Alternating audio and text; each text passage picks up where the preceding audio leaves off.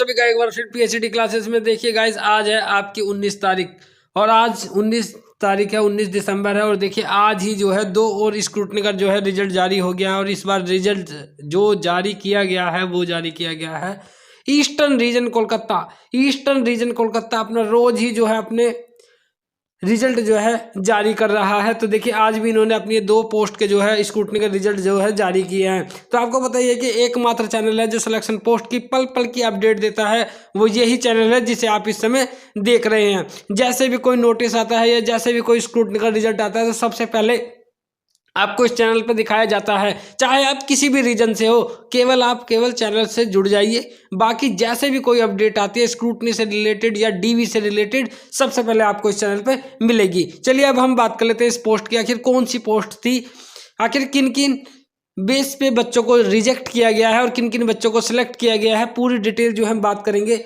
Scrutiny के ऊपर। तो चलिए देखिए किस पोस्ट का रिजल्ट जो है जारी किया है इसने ईस्टर्न रीजन ने। तो देखिए ये है आपका फेस 11 से आई है और ये है आपका senior technical assistant. Senior technical assistant geology में जो था उसका भाई देखो रिजल्ट जारी हो गया। और देखो काफ़ी अच्छी वैकेंसी थी भाई, 16 वैकेंसी थी इसमें। फेस 11 में अगर 16 वैकेंसी की अगर पोस्ट है तो मतलब काफ़ी वो अच्छी मानी जाती है पोस्ट। और इसी का ही और काफ़ी अच्छे मतलब बड़ी मात्रा में बच्चे भी इसमें जो है हैं। अभी हम नीचे जो है डिस्कस करेंगे। सबसे पहले हम बात कर लेते हैं इसके पोस्ट कोड क्या था। तो भाई देखिए post code ER 13023 senior technical assistant का भाई रिजल्ट जारी हो गया है। तो आप लोग जो है देख सकते हैं इस रिजल्ट को। चलिए हम बात कर लेते हैं आखिर इसकी एजुकेशन क्वालिफिकेशन क्या थी। तो देखिए एजुकेशन क्वालिफिकेशन में केवल बैचलर डिग्री मांगी गई थी, जियोलॉजी में होनी चाहिए आपके पास, ठीक है, फ्रॉम ए रिकॉग्नाइज इंस्टीट्यूट और यूनिवर्सिटी से होनी चाहिए। चलिए अब हम आगे बात कर लेते हैं। अब देखिए इसमें एक्सपीरियंस तो कुछ मांगा नहीं, सीधा सीधा बैचलर डिग्री मांगी है। तो मतलब काफ़ी बच्चों को जो है सिलेक्ट भी करेंगे ये, ठीक है। देखिए हम बात कर लेते हैं यहाँ पे। देखिए स्टार्टिंग में ही इतने बच्चों को उन्होंने देखो सिलेक्ट कर लिया। यहाँ पे जैसे अभिजीत हैं तो यहाँ देखिए अभिजीत से ही सीरीज शुरू हुई है। देखिए इतने बच्चों को इन्होंने क्या करा, सीधा सीधा क्या करा है, एलिजिबल घोषित कर दिया है। मतलब इन बच्चों को क्या कर दिया है, सिलेक्ट कर लिया है, क्योंकि बाकी कोई दिक्कत होगी नहीं। डॉक्यूमेंट्स ठीक है भाई, खाली बैचलर डिग्री मांगी है, एक्सपीरियंस आपसे कुछ मांगा ही नहीं था इसमें। तो क्या है बच्चों को रिजेक्ट कम किया है। बट आगे अभी हम देखते हैं, बहुत बड़ी लिस्ट है तो बहुत बच्चों का भी रिजेक्ट भी करा होगा इन्होंने। ये सारे एलिजिबल है। बाकी देखिए इस बच्चे को प्रोविजनल दे दिया गया है। तो भाई प्रोविजनल के लिए बहुत मैंने एक वीडियो बना भी रखी, चाहे आप वो देख लेना। सबसे पहले आप क्या देखना है, इसमें रिमार्क्स में देना। रिमार्क्स क्या दिया है भाई, OBC certificate issued beyond closing date. मतलब ओबीसी सर्टिफिकेट क्या है आपका क्लोजिंग डेट के बाद का है, इसलिए इन्होंने इस बच्चों को क्या दे दिया, प्रोविजनल दे दिया। प्रोविजनल का मतलब ये है कि आप अगर आपके पास सही डेट का है तो आप दोबारा PDF फॉर्मेट में आप दोबारा जो है इन्होंने टाइम दिया है उस टाइम में आप जो है भेज दे, फिर ये आपका एलिजिबल कर देंगे अगर आपका ठीक होता है। अनज, ठीक है, अनज मोहम्मद जो है ये आपको इनके बारे में मैं बात कर रहा हूँ। बाकी देखिए इन बच्चों के तो डॉक्यूमेंट्स नहीं पहुंचे हैं, कोई दिक्कत नहीं, आप दोबारा भेज सकते हैं इस डॉक्यूमेंट्स को। इन्होंने कहा देखिए यहाँ इस बच्चे का भी देखो प्रोविजनल दे रखा है, राजेश का। तो क्या है भाई ओबीसी वाले अधिकतर बच्चों को क्या इन्होंने दे दिया, प्रोविजनल दे दिया कि आप सही डेट का दोबारा भेज सकते हैं। आगे हम बात कर लेते हैं। बाकी देखिए मतलब अच्छी मात्रा में बच्चों को क्या कर रखा है, एलिजिबल कर रखा है, मैंने अभी आपको बताया ही है, ठीक है। बाकी देखिए इस बच्चे का भी देखिए नॉट एलिजिबल कर दिया। क्यों, OBC certificate is not issued in the prescribed for proforma. मतलब जिस तरीके के फॉर्म में मांगा गया था उस तरीके का फॉर्मेट में इन्होंने ओबीसी सर्टिफिकेट जो है नहीं दिया है, ठीक है। Application for the state of the Bihar only, ठीक है। बाकी इन्होंने नीचे देखिए इन बच्चों को क्या कर रखा है, बिल्कुल एलिजिबल कर रखा है। कोई दिक्कत वाली बच्चे को कोई भी दिक्कत वाली बात नहीं है इन बच्चों के लिए, ठीक है। यहाँ पे देखिए नॉट एलिजिबल, ठीक है, essential qualification not possess within the closing date, ठीक है। जिस डेट को इन्होंने मांगा था उस डेट का इनके पास जो है सर्टिफिकेट नहीं है, उसके बाद की दे दी होगी या तो इन्होंने जो है। यहाँ क्या है, एसेंशियल क्वालिफिकेशन नॉट फुलफिल्ड, इन्होंने एसेंशियल क्वालिफिकेशन ही फुलफिल नहीं करी है स्मृति शाह ने। तो भाई फॉर्म देखिए, फॉर्म जो है आप अच्छे तरीके से भरे करें, क्योंकि अगर आपके फॉर्म में अगर दिक्कत होगी तो ये बिल्कुल भी कंसीडर नहीं करेंगे। बाद में चाहे आप सारे डॉक्यूमेंट्स भेज दो, बस अगर आपने फॉर्म में अगर वो डिटेल फिल नहीं की है तो बिल्कुल भी ये आपको जो है सिलेक्ट नहीं करेंगे। और फिर उसके बाद उसको कोई सुधारने का भी कोई जो है उपाय नहीं है, ठीक है। तो इसलिए ये गलती ना करें बिल्कुल भी। आगे अब फेस जो 12 आने वाला है उसमें बिल्कुल भी कोई गलती ना करें। इस वीडियो से बहुत कुछ सीखने को मिलता है यार आप लोगों को, ठीक है। अगर आप फेस 11 से जुड़ना चाहते हैं तो मतलब जो फेस 12 आने आएगा जो आपका, तो देखो इन बच्चों को क्या कर रखा है, एलिजिबल कर रखा है। तो ये देखिए बहुत लंबी है, बाकी सभी सेम केस है।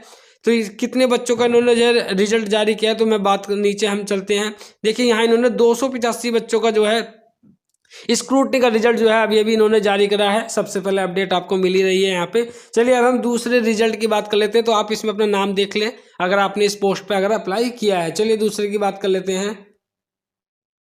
देखिए ये भी देखिए आज 19 दिसंबर को ये रिजल्ट देखिए आपका जारी हुआ है, और ये भी ईस्टर्न रीजन कोलकाता देखिए यहाँ पे लिखा है, ठीक है। स्टाफ सिलेक्शन कमीशन ER मतलब ईस्टर्न रीजन कोलकाता है क्या रिजल्ट जो है जारी हुआ है। तो ये रिजल्ट भी जारी किया गया है, फेस 11 से ही है। जूनियर टेक्निकल असिस्टेंट जियोलॉजी में देखिए इससे पहले जो रिजल्ट अभी मैंने आपको दिखाया वो क्या था, सीनियर टेक्निकल असिस्टेंट का। ये क्या है, जूनियर टेक्निकल असिस्टेंट का।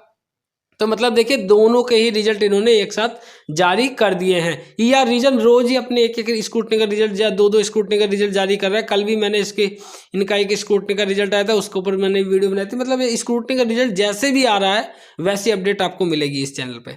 देखिए क्या था इसका पोस्ट कोड, तो भाई पोस्ट कोड था ER 12923। तो भाई ER 12923 का रिजल्ट जो है जारी हो गया है। आप लोग जो है देख सकते हैं, मैंने यहाँ ओपन कर रखा है। बैचलर डिग्री मांगी थी, सेम जो है क्वालिफिकेशन मांगे, जूलॉजी में होनी चाहिए आपके पास। चलिए हम बात कर लेते हैं आखिर इसमें किन किन बच्चे को जो है कि ये डॉक्यूमेंट जो है रिजेक्ट कर रहे हैं। देखिए स्टार्टिंग में इन बच्चों को तो क्या कर दिया, बिल्कुल एलिजिबल कर दिया गया है। लेकिन जिस बच्चों को प्रोविजनल दिया गया है, प्रोविजनल केवल ये अधिकतर उन्हीं बच्चों को दे रहे हैं जिनका OBC सर्टिफिकेट जो है क्लोजिंग डेट के बाद का है।